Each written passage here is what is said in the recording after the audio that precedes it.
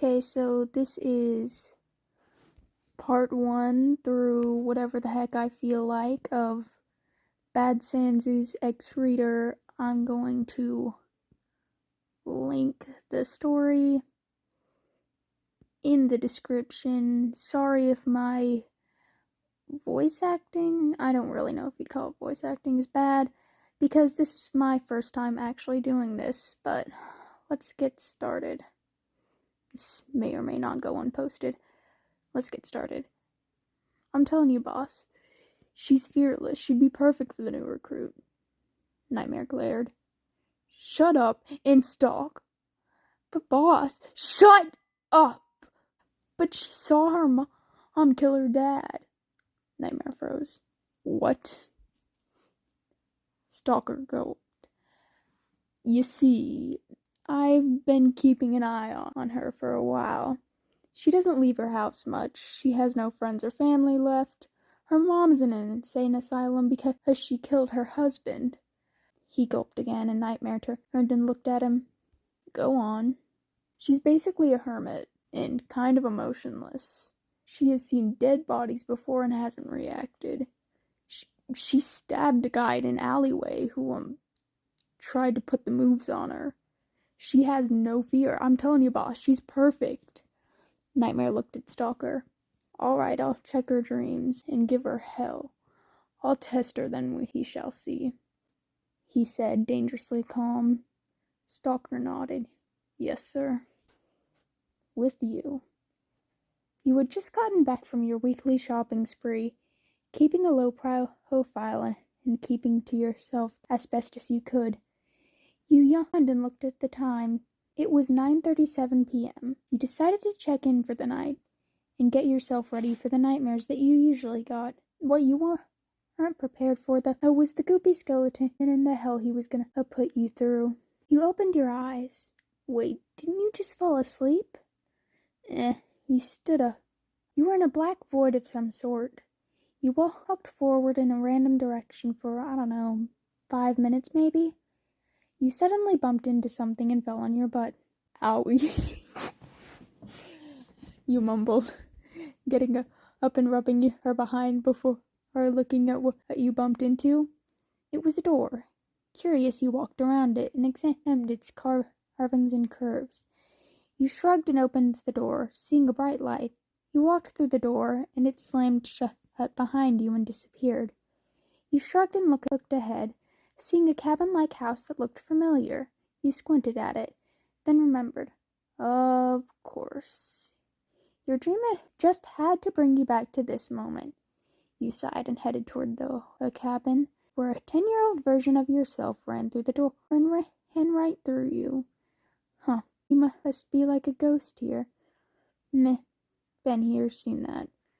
You followed the younger you to the window, where you looked in and saw your mom and dad fighting. Your dad pointed toward the door, and your mom suddenly pulled out a knife, lunging at your father. You sighed as you once again saw your father get killed, as your mother's maniacal laughter echoed throughout the mine. Sorry if I butchered that. You sighed again, and as 10-year-old you started to cry and look at you. Why? They asked. Why did you not help Daddy? Why did you run when Daddy told you to? You could have saved him. Why did you let Daddy die? 10-year-old you screamed at you. You shrugged. I don't know. I was young. It's not your fault. You went to pat their head, but your hand went through them. It is your fault. You could have helped Daddy. Now Mommy is angry and hurt Daddy. It's all your fault. You sighed and started to walk away. I'm not dealing with this. You turned and went through your mother. How dare you? It's your fault I killed him. You are always useless, she spat out at you.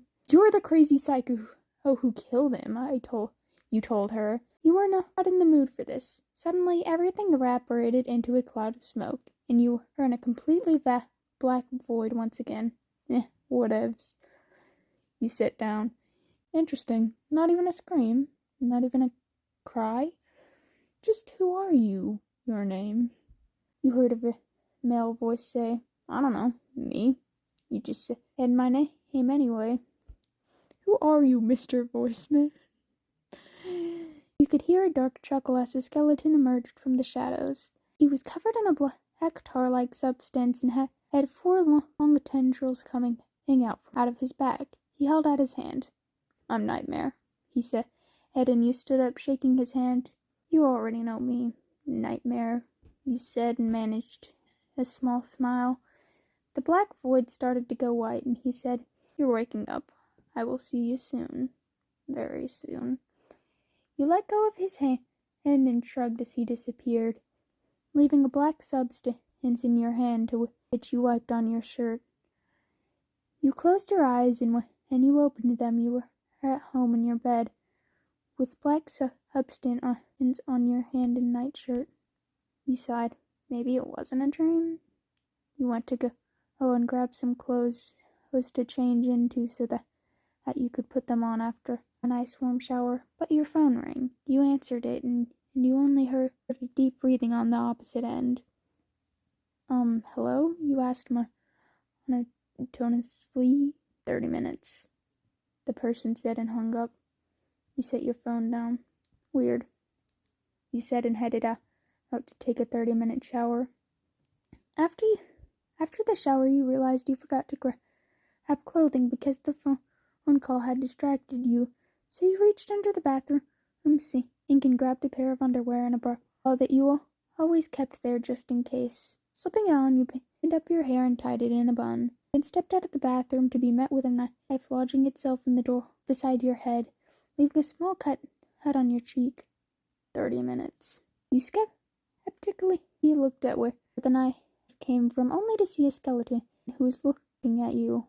Oh my gosh. Rather pervertedly. You rose an eyebrow. Hello to you too, you said, crossing your arms, before changing your mind and dislodging the knife from your bathroom door. Sharp. You twirled the tip of the knife on your finger. You get a nice throw. Nice aim, too. You stopped twirling the knife, leaving a small cut on the tip of your finger as you touched your cheek. When you retracted your hand, there was warm, red, sticky blood on it. And the skeleton continued to stare at you, and you chuckled. What? Is it not nice of me to not attack you back? His grin falters a bit, hitting you doubled over laughing, which made you realize that you were still in your bra and underwear. Let me just go change. You straightened yourself and tried to head back to your room, only to get pinned to the wall. 30 minutes. No more. The skeleton said, My name is Killer, and I will be your escort. Escort to where? He chuckled darkly and leaned toward your ear. Your new home. And you blacked out, still in your underwear and bra, which, might I mention, were lacy. Oh my gosh. I'm stopping. I can't read this anymore. So that was 1 through 3 or 4, one of the two. I'll figure that out before I post this. Have a nice day.